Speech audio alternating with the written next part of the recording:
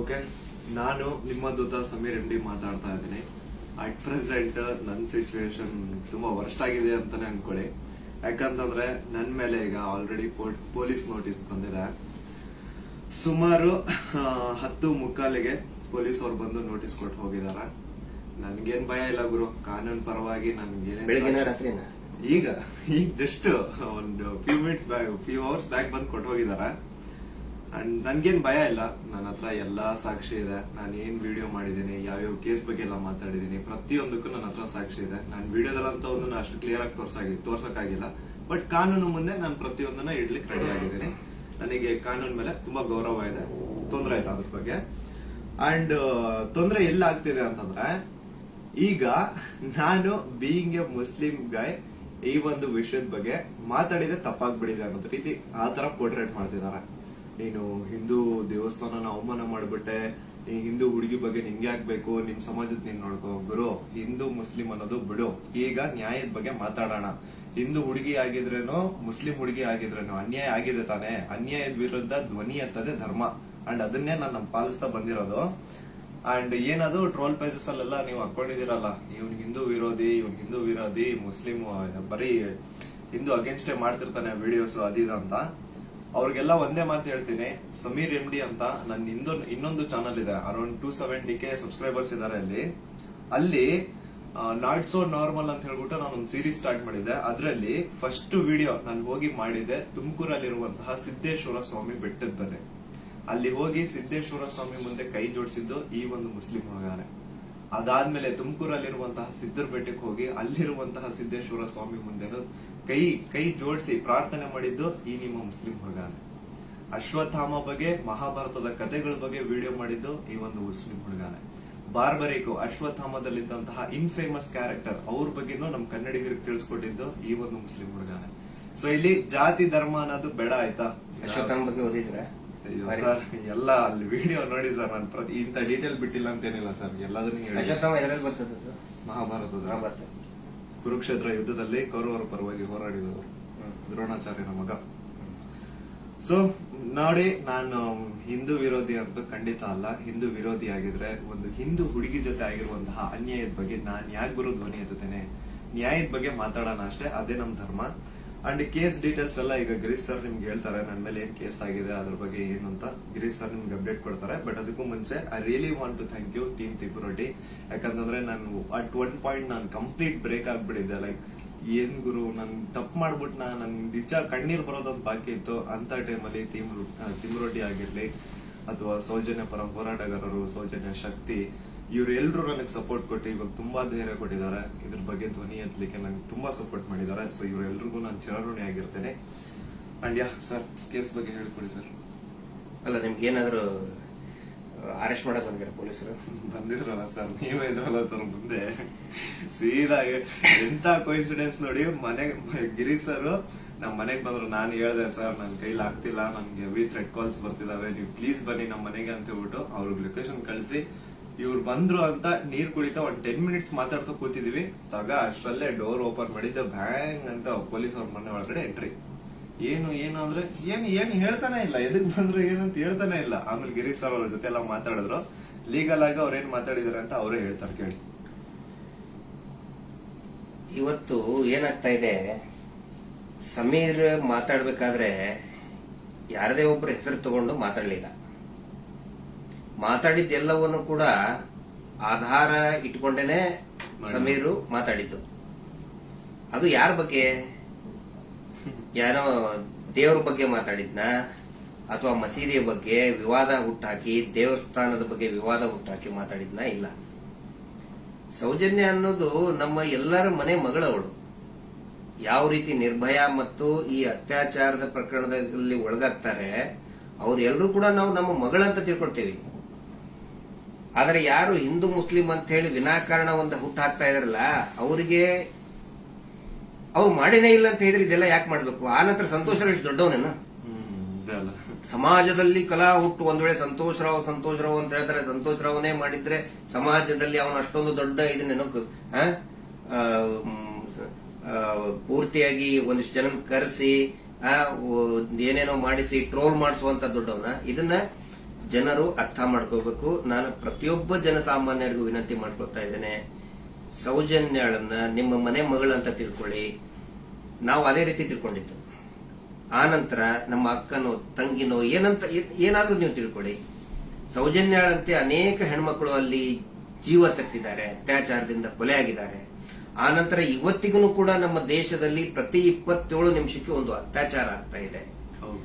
ಆ ಒಂದು ಲಿಸ್ಟ್ ಅಲ್ಲಿ ನಮ್ಮ ಮನೆ ಹೆಣ್ಮಕ್ಳು ಆ 27 ಇದನ್ನ ನಿಮಿಷದ ಕ್ಯೂನಲ್ಲಿ ನಮ್ಮ ಮನೆ ಹೆಣ್ಮಕ್ಳು ನಿಂತ್ಕೋಬಾರ್ದು.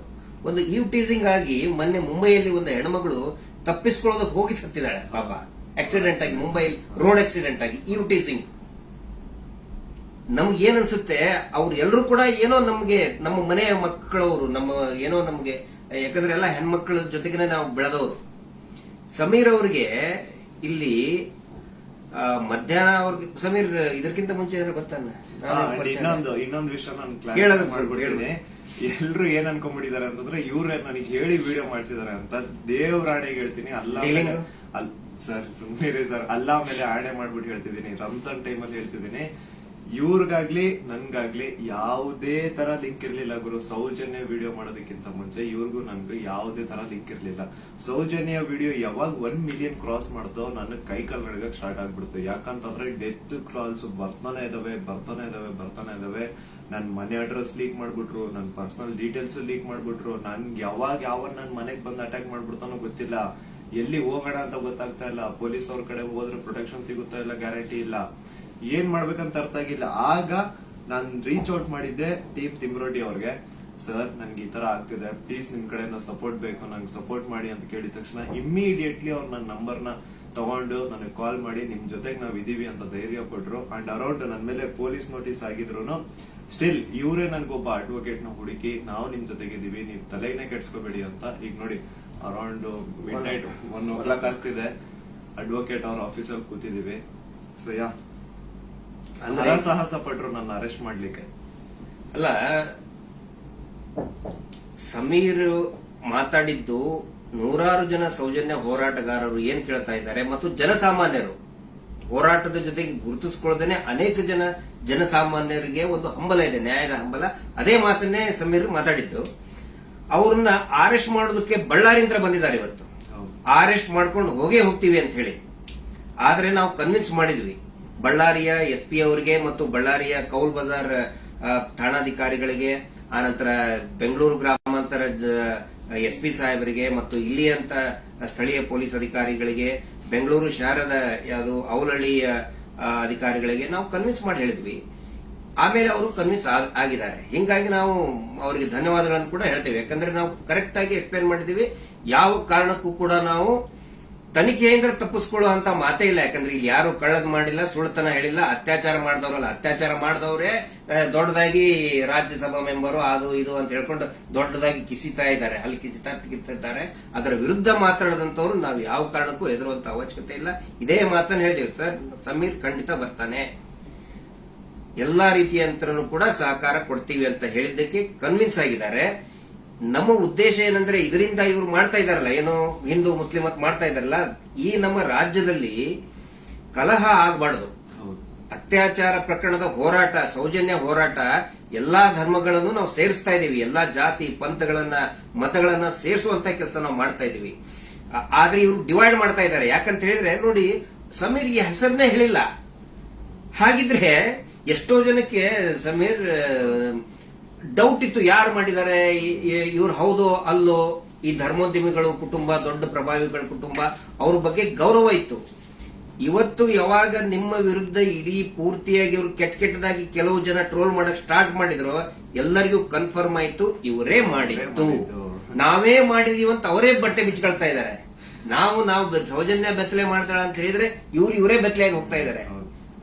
ಇದು ಜನರ ಗಮನದಲ್ಲಿರಲಿ. ನಾನು ಒಂದೇ ಒಂದು ವಿನಂತಿ ಮಾಡ್ಕೊಳ್ತಾ ಇದ್ದೀನಿ, ದಯವಿಟ್ಟು ಯಾರು ಕೂಡ ಏನೋ ಆಗ್ಬಿಡ್ತದೆ ಇವರಿಗೆ ಅಂತ ಹೇಳ್ಕೊಂಡು ಆತಂಕಕ್ಕೊಳಗಾಗಿ ಹಿಂದೂ ಮುಸ್ಲಿಂ ಅಂತ ಡಿವೈಡ್ ಆಗಬೇಡಿ.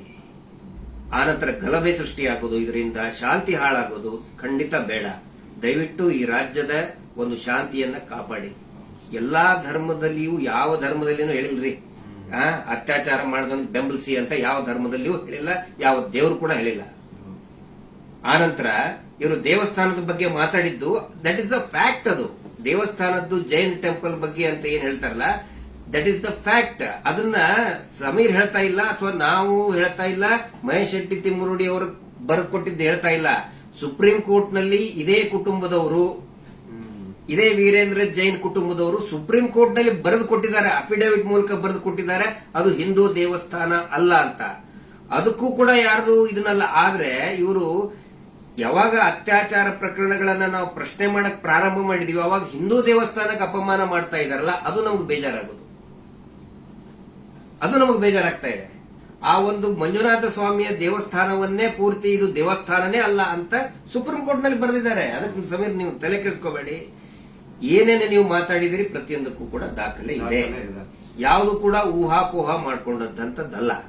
ನನಗೂ ಕೂಡ ಸಮೀರ್ ಯಾವ ರೀತಿ ನನ್ನ ಮಹೇಶ್ ಶೆಟ್ಟಿ ತಿಮ್ಮರುಡಿ ಅವರಿಗೆ ಸೌಜನ್ಯ ಪರಿಚಯ ಮಾಡಿದ್ಲು, ಯಾವ ರೀತಿ ನನ್ನ ಸೌಜನ್ಯ ಕುಟುಂಬಕ್ಕೆ ಪರಿಚಯ ಮಾಡಿದ್ಲು, ಈ ಒಂದು ಹೋರಾಟ ನಮ್ಮೆಲ್ಲರನ್ನು ಕೂಡ ಒಗ್ಗೂಡಿಸ್ತಾ ಇದೆ.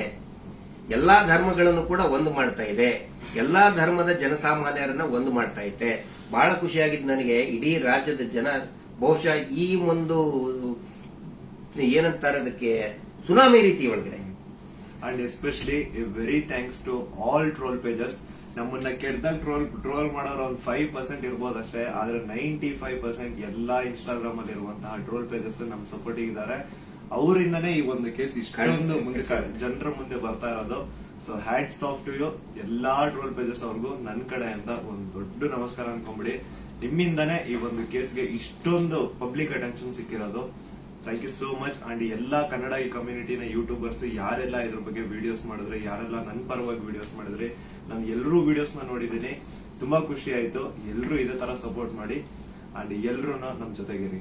ಆಮೇಲೆ ಬೇರೆ ಬೇರೆ ದೇಶದಿಂದ ಸಪೋರ್ಟ್ ಆಸ್ಟ್ರೇಲಿಯಾದಿಂದ ಮಾಡಿದ್ದಾರೆ, ಇಸ್ರೇಲ್ ಇಂದ, ಬಹರೇನ್ ಇಂದ, ಕೆನಡಾ ಇಂದ, ಸಿಂಗಾಪುರ್ ಇಂದ, ಎಲ್ಲಾ ಬೇರೆ ಬೇರೆ ದೇಶದಲ್ಲಿ ಇರುವಂತಹ ಕನ್ನಡಿಗರು ಇವತ್ತು ಏನೋ ಒಂದು ಶಕ್ತಿ ತುಂಬುವಂತ ಕೆಲಸ ಮಾಡ್ತಾ ಇದ್ದಾರೆ. ನಾವು ನಿಮ್ಮ ಜೊತೆಗಿದ್ದೇವೆ ಅಂತ ಹೇಳ್ತಾ ಇದ್ದಾರೆ.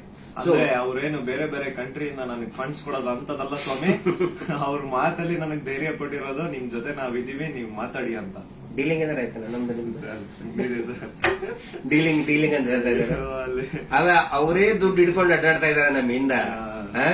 ಮಹೇಶ್ ಶೆಟ್ಟರ್ ಹಿಂದೆ 12 ವರ್ಷದಿಂದ ದುಡ್ಡು ಹಿಡ್ಕೊಂಡು ಅಡ್ಡಾಡ್ತಾ ಇದ್ದಾರೆ. ಕೇರ್ ಮಾಡ್ತಾ ಇಲ್ಲ. ನನ್ನ ಹಿಂದೆ 1.5 ವರ್ಷ ಆಯ್ತು ಅದನ್ನ ಮಾಡ್ತೇವೆ ಇದನ್ನ ಮಾಡ್ತೇವೆ ಅಂತ ಹೇಳ್ಕೊಂಡು ಯಾರು ಕೇರ್ ಮಾಡಿಲ್ಲ. ದಯವಿಟ್ಟು ನೋಡಿ, ನನ್ನನ್ನ ಏನಾದ್ರು ಪೊಲೀಸ್ ಅವ್ರು ಅರೆಸ್ಟ್ ಮಾಡ್ಕೊಂಡು ಹೋಗಿದ್ರೆ ಲಾಯರಿಗೆ ಕೊಡೋ ಫೀಸ್ ಕೊಡೋಕ್ ದುಡ್ಡು ಸಹ ನಮ್ಮ ಹತ್ರ ಇಲ್ಲಪ್ಪ. ಯಾರೇ ಸೌಜನ್ಯ ಪರವಾಗಿ ಮಾತಾಡ್ತಾರೆ ಅವ್ರಿಗೆ ಏನೇ ಆದ್ರೂ ಕೂಡ ಅದು ನಮ್ಮ ಜವಾಬ್ದಾರಿ. ಮಹೇಶ್ ಶೆಟ್ಟಿ ತಿಮ್ಮರುಡಿ ಅವರು ಇವತ್ತಿಗೂ ಬಹುಶಃ ಇನ್ನೂ ಅವ್ರು ಮಲಗಿರ್ಲಿಕ್ಕಿಲ್ಲ. ನಾವು ಮೊನ್ನೆ ಎಲ್ಲರನ್ನೂ ಮಲಗಿಸೇ ಮಲಗೋದವ್ರು. ನಮ್ಮ ಜವಾಬ್ದಾರಿ. ಆನಂತರ ನಮ್ಮೆಲ್ಲರನ್ನು ಕೂಡ ಆ ದೇವಿ ಸೌಜನ್ಯ ಶಕ್ತಿ ಅನ್ನೋದು ಕಾಯ್ತಾ ಇದೆ. ಆ ಒಂದು ಆಲ್ ಮೈಟಿ ಒಂದು ದೇವರು ಏನಿದ್ದಾನೆ ನಮ್ಮೆಲ್ಲರನ್ನು ಕೂಡ ಕಾಯ್ತಾ ಇದ್ದಾನೆ. ಆ ದೇವರೇ ನಮ್ಮೆಲ್ಲರನ್ನು ಕೂಡ ಒಂದ್ ಮಾಡ್ತಾ ಇದ್ದಾನೆ. ಇದು ಜನಸಾಮಾನ್ಯನ ಹೋರಾಟ. It is a fight of a common man. ಯಾವಾಗ ನಾವು ಜನಸಾಮಾನ್ಯರು ಒಂದಾಗ್ತೀವಿ ರಿಸಲ್ಟ್ ಬಂದೇ ಬರ್ತದೆ. ಪ್ರತಿಯೊಬ್ರು ಹೇಳ್ತಾ ಇದ್ದಾರೆ ನನಗೆ, ಪ್ರತಿಯೊಬ್ರು ಸರ್ ರಿಸಲ್ಟ್ ಬಂದೇ ಬರ್ತದೆ, ಇದು ಅಂತ್ಯ ಆಗ್ತಾ ಇದೆ ಅಂತ ಹೇಳಿ ಪ್ರತಿಯೊಬ್ರು ಹೇಳ್ತಾ ಇದ್ದಾರೆ. ಮಂಜುನಾಥ ಸ್ವಾಮಿನ ಕಂಡು ಬಿಟ್ಟಿದ್ದಾರೆ.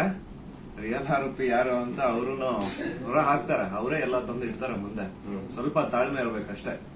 ಅದು ಅದರದ ರೂಪ ಅದ್ರ ಪಡ್ಕೊಳ್ತದೆ. ಆನಂತರ ಇಲ್ಲಿ ಸಮೀರ್ ಅವ್ರ ಜೊತೆಗೆ ಅವರ ತಾಯಿ ಮತ್ತು ಅವರ ಅಕ್ಕ ನೋಡಿ, ನನ್ನ ತಾಯಿಗೂ ಕೂಡ ನನ್ನ ಬಗ್ಗೆ ಒಂದು ಎಷ್ಟೋ ಕಾಳಜಿ ಇರ್ತದೆ. ಅವರು ಇತ್ತ ಏನಾದ್ರು ಆದ್ರೆ ಫೋನ್ ಮಾಡಿ ಹೇಳ್ತಾ ಇರ್ತಾರೆ ನನ್ನ ತಾಯಿ.